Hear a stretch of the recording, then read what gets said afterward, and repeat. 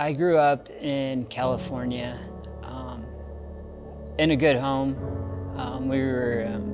My family was really involved in the church, my mother and my father, and even just growing up, we were in youth programs. So I always had an understanding and knew about God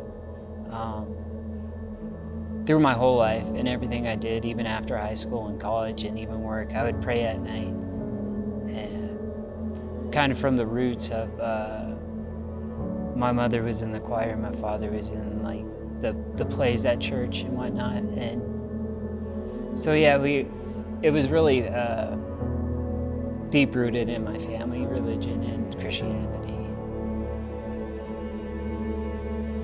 With addiction, that kind of creeped up on me. It started with maybe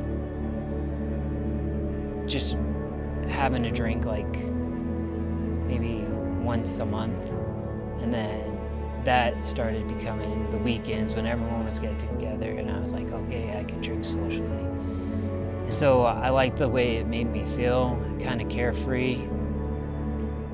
I was like, well, I worked hard, I deserve this. And then eventually it was just like, well, I like the way that made me feel. I want to keep pursuing that. And then at nighttime, I was like, well, I just need a little bit to help me sleep.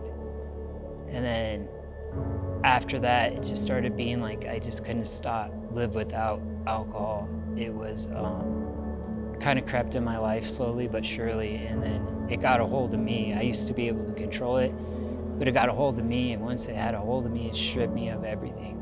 It stripped me of my relationships, it stripped me of where I lived, my vehicle, and this material stuff I know, but a lot of people think addiction is just something where there's just like, why don't we just stop? But when I was addicted, it became a physical aspect of my health, and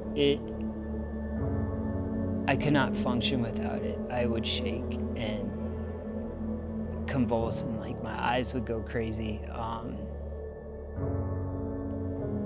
At that point, I lost my job. I lost all the material things, and I was stripped down. And when I got to that point, I was living under bushes, and it's kind of I know that's cliche to say downhill spiral, but that's really how it goes sometimes, because it just spiraled out of control. And before you knew it, I was in the bushes, and I was just trying to get the next bit of alcohol in my system so I could function. There was times when I was out on the street, and I would pray to God, and I'd say, God, I want to stop because I'm shaking and I just don't want to do this no more. I'm just detoxing. So I had to get into these hospitals, and I kept getting picked up by paramedics and EMTs. They would pick me up and get me into the hospital. And as soon as I got out, without the medical help, I would feel the cravings in my body shaking, and I'd just start getting back at it again. It was really difficult because my family kept trying to look for me, and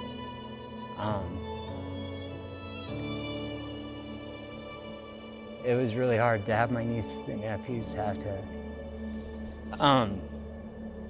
come up to their uncle on the street, and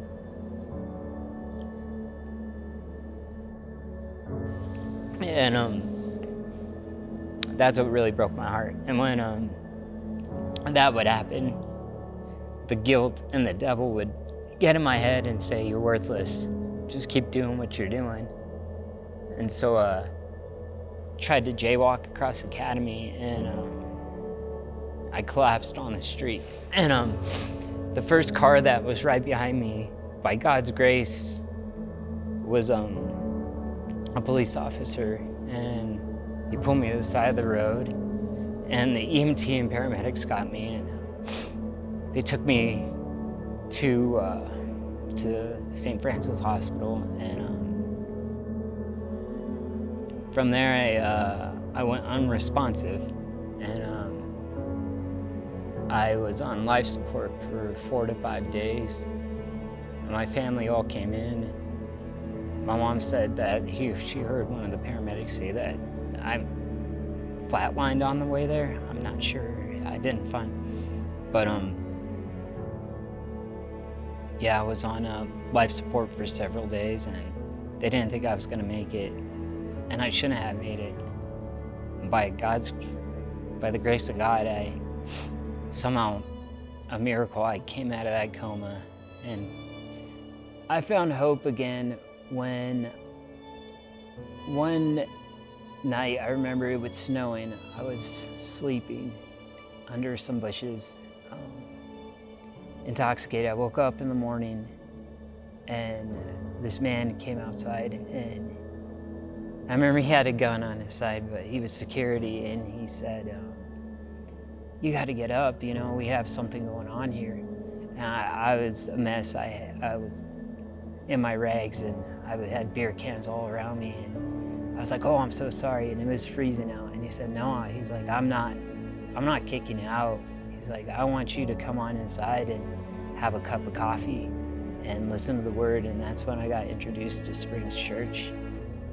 And I couldn't have done any of it without God. It seems like I've always turned my back on him through my life, but he has never turned his back on me. And I just wanted to share my story to tell people what God has done in my life personally. I feel like he has kept me around to hopefully touch at least one individual person when they feel completely lost, completely useless, that there is an almighty God that loves you no matter what. And no matter when you're in the lowest lows and you feel like, how can anyone love a person like me? God will always be there, and God has always been there for me, and somehow managed to keep me alive to hopefully share this story to someone who needs to hear it.